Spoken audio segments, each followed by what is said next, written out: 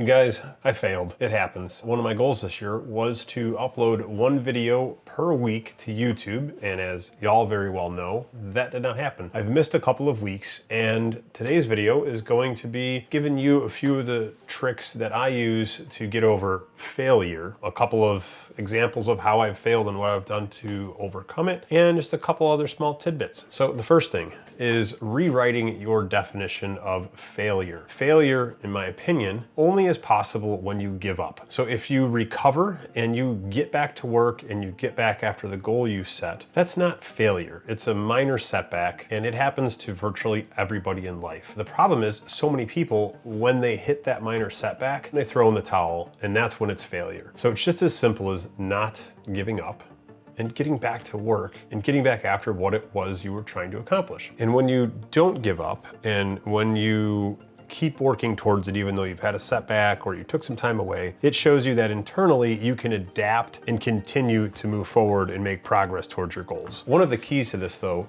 is to recover as soon as you possibly can. Don't let it drag on. The more it drags on, the harder it's going to be to restart. It's like, inertia. One of Newton's laws, an object in motion stays in motion, an object at rest stays at rest. It takes more power to get something to begin moving than it does to continue it moving on, to keep it moving forward. So if you've had the momentum going, you're rolling down your path, you stumble, you take a setback, you still have that momentum, you're still moving. So it's so much easier to just start back up and just keep rolling on. If you take so much time away that you've gotten back to a dead stop, that's when it's going to be most difficult to start again, because it's like starting at scratch, starting from dead stop. So get back after it as quickly as you possibly can. Part of that is not beating yourself up with, poor self-talk or, poor questions to yourself. So take this, my issue here. For instance, I've missed a couple weeks. I could tell myself, I've missed 2 weeks. I'm a failure. I might as well just give up. I said I was gonna do it every week. I didn't do it every week, and there's no reason to continue on. I'll wait till next year and restart and say I'll do every week next year. That's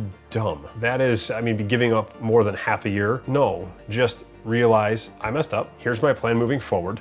Let's get back to work. And you're back on track. And within 2 or 3 weeks, you have the same momentum going you did before you stopped. There's other very poor questions that people have a tendency to ask themselves. And these questions they yield more negativity, and they end up pushing you further back and taking even more out of you from moving forward. Questions like, why am I a failure? If you ask yourself that, your brain is a very powerful thing. It will come up with all sorts of horrible answers to that question. Whether they're true or not, your brain will, by the end of your internal dialogue, reaffirm that you're a failure if you ask questions like that. Also things like, why can't I stick to the goals I set? And it's almost the same question. Your brain's gonna give you all of these crazy answers as to why it can't be done. Your brain will tell you, well, you're not disciplined.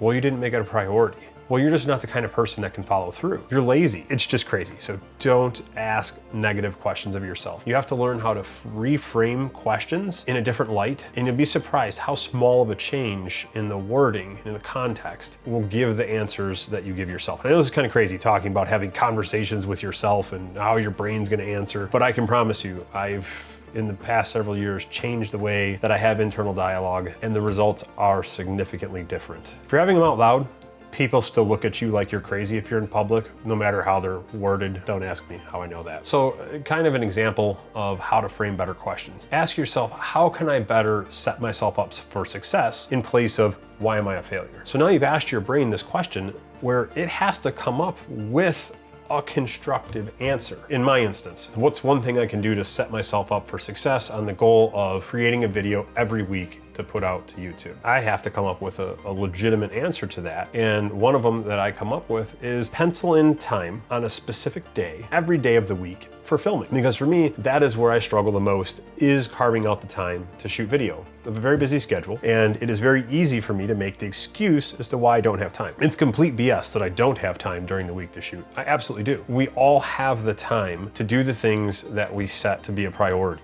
We have a tendency to waste time on things that aren't productive or don't move us towards our goals, and I'm guilty of it. Almost everybody's guilty of it. I guess there's certain people out there who are just freaks of nature, like Elon Musk, that will go to the point of sleeping in the office to keep on what his plan is. So that is what I'm going to be doing to ensure I get a video out every week for you guys, is penciling it in at the same day, at the same time, every week for several weeks in advance, and I'm going to try and do 2 videos a day during those blocks that I set aside. That way I can get kind of a buffer there, so I can then only have to shoot 1 video a day on those filming days. But I want to keep those filming days set in stone for the rest of the year. So I'm going to pencil those into my calendar. So here's another example of a fantastic question.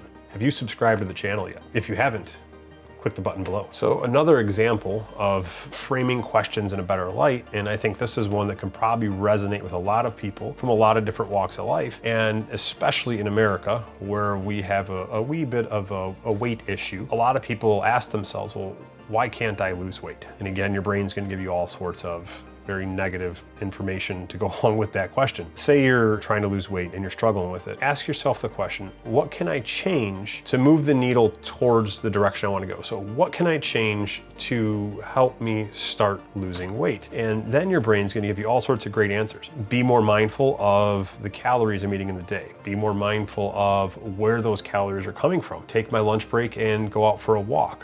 What can I do to increase my physical activity during the day? What can I read? What types of nutrition books can I find? What type of exercises can I do? What kind of videos can I watch about proper form on exercises? There's a million positive things that your brain can give you if you ask the question of what can I do to help me move in that direction? What things can I change to help me with the goals I've set instead of why do I suck? So with that, set goals, put in the work, track the progress, and evaluate the data that you are generating throughout this process. If you're finding that either A, you're not moving as quickly as you'd like to, or B, it's just not working at all, don't just give up. That's where failure comes in. Make a course correction. You can course correct along the way and get to where you want to go. Kind of be like driving without a map, and you just keep driving and road dead ends, and you just stop there and say, oh, I guess we can't get to where we're going. Well, that's just not true. It's just the path you were currently on isn't going to take there. You have to turn off of that path, roll down another path, and chances are, as you get down there, you're going to run into something that doesn't work, or there's a dead end, or a bridge is out, or there's construction, it's a traffic jam, there's an accident, who knows what. You just turn off of that road and keep going. Just don't give up. And with that,